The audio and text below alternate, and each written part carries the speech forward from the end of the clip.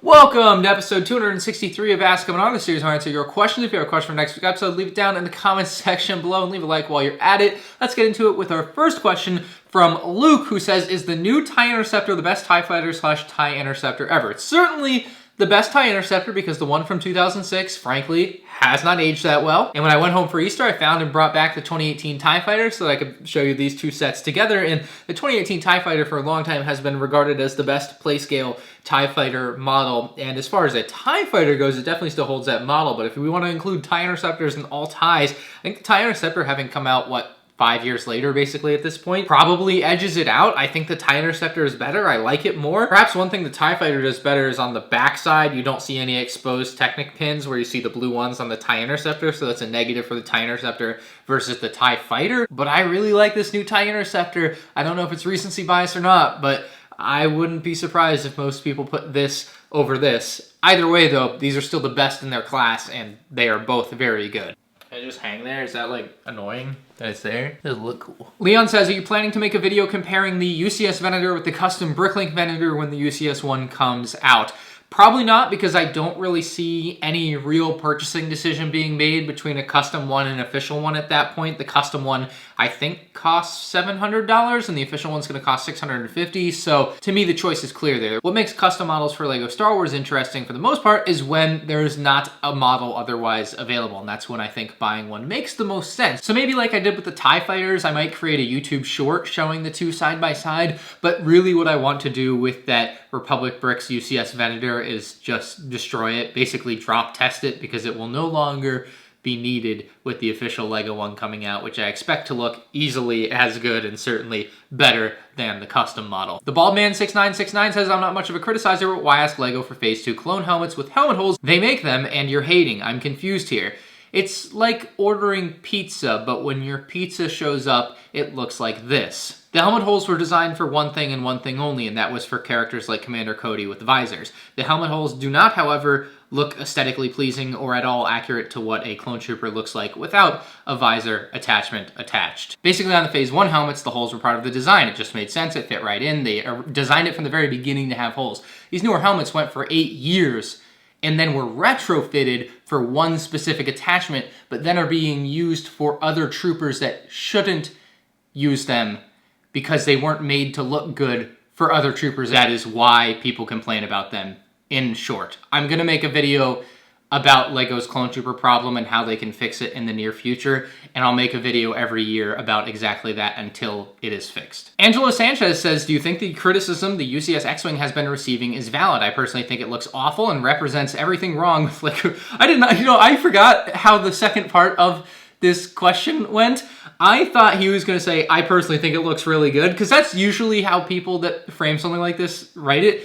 So good for you, Angelo, for throwing me for a bender there. I don't think it's unwarranted to not like the UCS X-Wing, much like I would probably say with anything. Like, if you don't like it, you should be able to say that and not have people tell you, well, you should like it because I think it looks fine. You know what I mean? But I feel very indifferent about this UCS X-Wing. Like, the shaping of the main body looks really good to me, and the way they have, studs going all the way around it. I think there are some really good things like that, and nice things like the printed cockpit piece that are just leaps and bounds above what we saw in 2013. But as someone that's looked at that 2013 model for 10 years, you kind of get stuck in a mindset of this is what a UCS X-Wing should look like. So when something comes along that is still a UCS X-Wing but looks significantly different than the previous UCS X-Wing, even though they're still both X-Wings, the aesthetics of it are just completely different. I see why people don't like it, but it is pretty dang accurate at the end of the day, and that's what I'm looking for in most LEGO Star Wars sets, you know? So I don't dislike it for its lack of accuracy, that's for dang sure. So maybe from that point of view, the criticism is kind of unwarranted. Just because I have a nostalgic love for 2013's model, that makes the new one that is objectively way more accurate in a lot of ways bad. It shouldn't and doesn't, but I can definitely see why a lot of people feel that way because they just are used to a bit of a cleaner looking X-Wing. I want to say this one's messier looking, going off memory. Johnny wants to know if I think LEGO Star Wars is returning to a golden age, and I think this is something a lot of people would agree with, the idea of that we could be in or be entering a golden age for LEGO Star Wars, much akin to the way people look at 2014 or 2008, 2009, or maybe even 2005-ish. There's a few different times you can look back on that have just been excellent, and this could be one of those times going into this fall half of 2023 and hopefully beyond. But to kind of bring us into a question from earlier, there's just one thing that stops me from saying it's a golden age, and that's LEGO's continued lack of care for clone troopers. I mean, you can't look at the 212 Trooper and tell me that's a good 212 Trooper because it's just not. And it's hard for me to sit here and say, hey, we're in the middle of a great golden age when you have this massive rain cloud over all of it in the way that LEGO Star Wars has kind of treated its community. Although obviously maybe that's changing with what we're going to see later this year. But also the quality of the product. I mean, the prices are going up, and that's, you know, understandable to some degree, but also like knowing that LEGO probably pays, you know, $10 to make a $100 LEGO set, maybe not so much for some people at that point. But with the prices going up and the quality of clone troopers specifically going down, and then you look at a set like the MandR Chase over here, and it has those minifigures that just aren't that good, not that accurate, and it's like we could have had something way better, especially for $80, you know, and we just don't, and it's like, we're at a good time. There's a lot of good stuff coming out. I think there's a lot of stuff people enjoy. I hesitate to say it's a golden age. I think regardless of whether LEGO Star Wars gets its act together and fixes clone troopers and makes them as great as they can be, I mean, if we look at some of the Imperial helmets and the detail and care they put into something like the Stormtrooper and the Scout Trooper, whether you like the Stormtrooper or not, you can see they put a heck of a lot of care and detail into it. Those helmets are phenomenal, and then you get the clone trooper helmets that look goofy as all get out, you know? For someone like me that cares a lot about that, that's right there is probably enough to tell me, hey, hold your horses, not quite. But there is definitely a section of people that don't seem to care about LEGO's declining qualities in certain areas. And if that's you, man, you might be having the time of your life right now, so enjoy it. Ben wants to know what the best way to release LEGO Star Wars Phase 2 Clone Troopers would be in the future, since they're doing so many other Phase 2 Clone Troopers. Ben, the answer here is one word.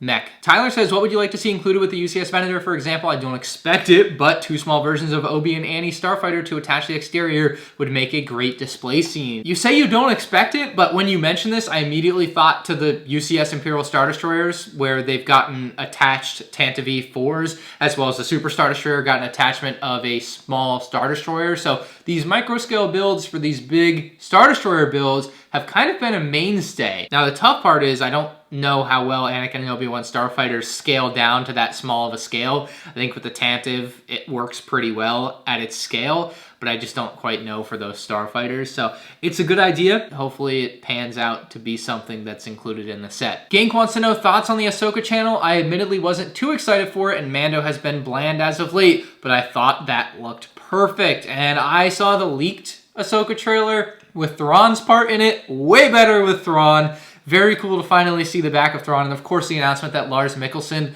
was Thrawn. We all kind of knew it would be, but there was always that shadow of a doubt that, like, he did say he's not Thrawn, which obviously they're going to lie about no matter what. But knowing that he's the guy that voiced Thrawn, for people that don't know, that's Thrawn, and he's going to be Thrawn, because the voice, to me, makes it. It was a pretty dang good trailer. I think that's the trailer we also saw those orange lightsabers in. I'm pretty sure that was from the Ahsoka one, and I think that's an interesting facet to it all. Maybe that means we'll finally get a official LEGO orange lightsaber. Chopper and Sabine were in there. The Phantom 2, I think, was in there, which was pretty neat. So maybe I'll pop that LEGO set out of the box and review it soon. I'm definitely very excited for Ahsoka, man. I think we're in the same boat here. Turtle says, what are your thoughts on the New Republic gunship being a Coruscant Guard version? Personally, I was hoping for a more traditional gunship or the Munilist 10. I personally won't buy that many just because it is put towards a specific clone legion that we don't see very often and how few shock troopers we are getting. So I think this gunship being a Coruscant gunship, as much as I would have preferred a Munilist 10, and the same could be said for a Munilist 10, basically what I'm saying is this gunship not being a standard Republic gunship could be the best thing for LEGO Star Wars clone fans in disguise, and they don't even know it yet. So a lot of people love to counter me and say that things are too niche or not on screen enough to make LEGO sets of, and yet here we have the Coruscant Guard gunship on screen for, I don't know, 10 seconds in the Clone Wars. I don't remember it all that well, if at all. It's not seen all that much is the point. And you, Mr. Turtle, say you aren't going to buy as many as you were otherwise because it's a specialized gunship, and this is going to apply across the board. On average, people will buy a lot less of this type of gunship than they would of a standard regular gunship. So there will be less sales of this gunship. Why is that a good thing? LEGO knows there will be less sales of this gunship. At least I'm assuming. Maybe this is wishful thinking, you know, that LEGO is this smart. But I think they are this smart. at times. This gunship is the tip of the iceberg because this gunship is not going to sell as many copies as the next gunship they make or the gunship after that. They're only putting out this niche of a gunship because they're so confident in it. That's the only way that it makes sense to me because it is a super niche Republic gunship. Again, assuming the rumors hold true that it's going to be a Coruscant Guard gunship, but it seems to all come from a pretty reliable place at this point. But LEGO making this gunship indicates to me that there's going to be more gunships. That this would be the first gunship, Coruscant Guard gunship, and then say 2 or 3 years from now, there'll be a regular gunship, or better yet, a Munilus 10 gunship. And they can definitely parlay this through the rest of the decade and make like 3 more gunships and just print money with each gunship because everyone's going to want the next type of gunship to go with their previous gunship, and then we get the regular gunship, and people will be like, well, I want 5 of those gunships. So I don't think Coruscant Guard was like the #1 on anyone's list of gunships they want, but I do think that Coruscant Guard is an indicator that we're going to get more in the future because why else would they make like the least popular choice that they could have made? Nilso31 wants to know if I think we'll ever get a Republic dropship with ACOT remake. I have answered this question before. And my answer before was no. LEGO's making a Coruscant Guard gunship. Again, like 10 seconds of screen time.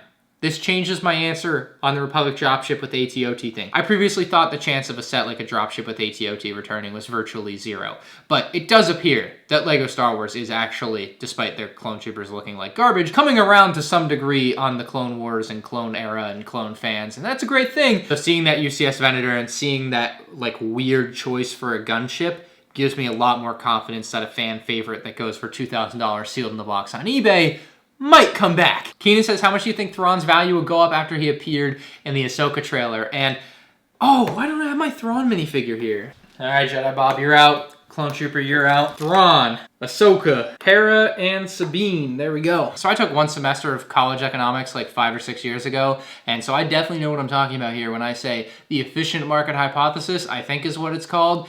Basically means that everything is priced in, maybe? Something like that. Everyone knew Thrawn was going to be in Ahsoka. Everyone knew Thrawn would at some point show up in an Ahsoka trailer. Why would the price of the figure go up at all because he finally shows up? Because everyone already knows he's going to show up, so it should therefore be priced in that he's going to show up. I do find this whole new side of LEGO investing with characters showing up in shows and kind of like a stock market-y vibe from a lot of people with it, like with minifigs, and some people find it weird. I think it's fascinating and kind of cool that LEGO figures can be treated in a way like that. But he has shown up in the trailer, and I'm gonna guess his value has gone up 0. The average sell price 6 months ago in October was $135.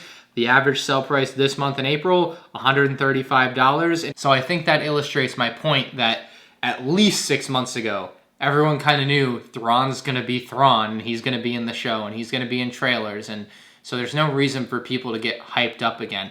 When he first got name dropped in The Mandalorian out of left field, that's when something crazy with a character can happen and the value can fluctuate really quickly. But when a character has just like been in talks and in the news for a year, 2 years, like you're just not going to see any movement on the price like that. CT Whittle says, do the Fang Fighter's wings spin? In canon, they spin similar to the Gauntlet, but I don't know if the new LEGO set does it. So the wings definitely do not spin or anything. It's a solid block of a set, as you could probably tell from the review. Like, just see all these cross beams. It's definitely not spinning. And I didn't really know how to approach that because I had seen a lot of comments about it going into it that it's supposed to spin, but the LEGO set doesn't look like it spins. I filmed this review before the episode aired, and the reason I didn't mention it, and maybe I should have mentioned it and then I could have cut it out from the review later, but obviously like 300,000 people have already watched it, so it would have obviously gotten to a lot of people, whether it's right or wrong information. Lots of commenters are saying, but in Rebels they spun, but this isn't a set from Rebels, this is a set from The Mandalorian. And it's entirely possible the version from The Mandalorian doesn't spin or have rotating wings or whatever the case is. Now, if The Mandalorian comes out and it's supposed to spin, then you have a problem and you can criticize the set for that. I just didn't know how to approach it. I felt like this was a really good model and hopefully it's what it ends up being in The Mandalorian and then I don't have to worry about it. But if it's not and this is supposed to actually have the centerpiece be able to spin about, maybe I'll make a YouTube short with sort of a correction for the review. Hopefully the Fang Fighter looks just like this and doesn't have the cockpit spin around, but we'll see, I guess, either tomorrow or in a week. Or hey, maybe even better, they just never show up in the show. Wouldn't that be crazy? Hopefully that doesn't happen, but you know, It could, I guess. Froze says, what are your thoughts on Mega Construct's community interaction versus Legos, for example, having different content creators be the ones to reveal new sets? Hey, I love that idea. If Lego wants someone to reveal, say, a UCS Venator, maybe I know a guy who might be interested and has some cool ideas that could absolutely kill it and get like 1 million views, and you could sell lots of Venators, and I don't know, just an idea. You often see people bring them up as an example. Apparently they have like a fan vote every year for Halo or something. I don't know if it's just Halo or if it's other things, but they seem to be a lot more interactive and caring about their community and actually talking to just the people, you know what I mean? And Lego Star Wars doesn't seem to do that or be interested in that, or Lego in general, I suppose I should be saying, but Lego Star Wars obviously is its own beast and probably needs its own thing for that, but it doesn't have that. Content creators revealing things is really cool. I mean, I would have loved to obviously have revealed the gunship and thought I had more than earned the ability to do so, but obviously that didn't happen either. It sucks, but it's reality, and Lego I've obviously been very critical of and have made my point about how I feel about the way that their company is run when it comes to the way that they treat influencers, and you probably know very much how I feel about that and their community interactions. Their community interactions have been less than stellar in a lot of ways. Some of the interactions I've had with specific Lego people, and I don't know if this counts, but like when I met Justin Ramsden, that's probably the highlight Lego community interaction I've had. I think he's a great guy, and this is when they were doing like a set signing for Apocalypseburg at the Lego store in Orlando, and this is maybe like a month or two after I made my We Wanna File First Battle Pack video. He recognized me from that video and like threw down his pen to shake my hand. It was like the greatest moment of my life, at least top 5. It was pretty great. Oh, wait. Can't wait for that 5 first battle pack.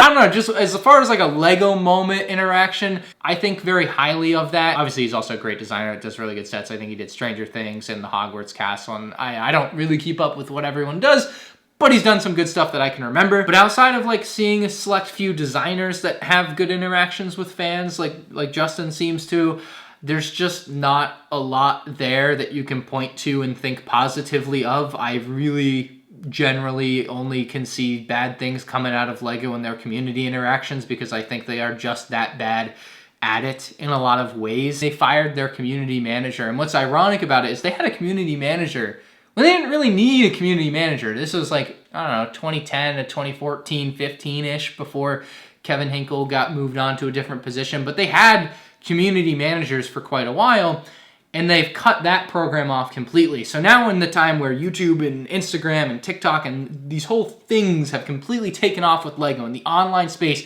is more ravenous than ever, they don't have anyone on the front line. They don't have someone that's there day to day kind of understanding why people are the way they are and why they're talking about what they're talking about. You know, there's a big disconnect there. I don't think there's an easy solution to a thing like that though either, because if you try to insert someone at this point, I think it's a tough sell to just like drop someone in to the Lego space that doesn't know anything about it and just say, good luck, interact with this community. Like that's a tough job, I think, for anyone. But I think that might just be necessary for Lego to understand where a lot of their fans are coming from and be able to provide a little bit more of like an on the ground interaction and support to people that just have general community type of questions. If you have a question for next week's episode, leave a comment down below and make sure you are not the last comment like these 5 losers from last week.